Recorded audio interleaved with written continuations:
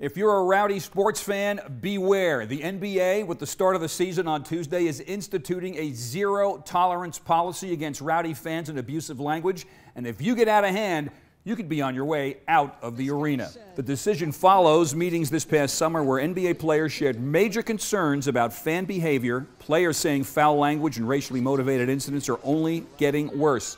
Several high-profile players like Russell Westbrook and DeMarcus Cousins have been targets of racist taunts. One thing players find truly disturbing: most NBA players are black and most of the people sitting in the seats closest to the court are white. Now, the league's beefed up code of conduct covers all fans, especially those sitting up close. Jerome Pickett, who's the league's executive vice president and chief security officer, says sexist and anti-LGBTQ language is addressed in the code, adding, quote, "So your mother comments, talking about family, talking about test scores, anything non-basketball related, we've added that as well as being something that we will go and pull a fan out of their seat and investigate what happened. Fans breaking the code of conduct will be ejected and could face additional punishment, including the loss of season tickets." Joining me once again, our A-plus panel, Garland Nixon, radio host, and Republican strategist Allison Young. Garland, we'll start with you. You've heard it.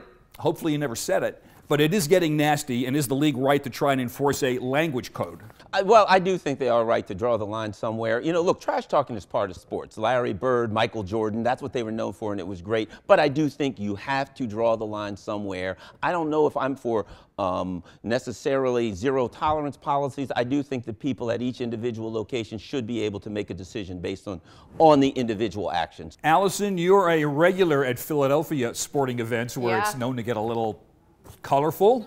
What's your opinion on this? Can the league enforce this new policy? Well, George, look, every time you go into a major stadium, whether it's for NBA or for hockey, for football, you get all of the signs all over the stadium that say, this is the fan code of conduct. Please text whatever the thing is if you've got somebody shouting something or yelling something. I agree with Garland that heckling is part of sports, but it is time to draw the line so the players aren't getting injured.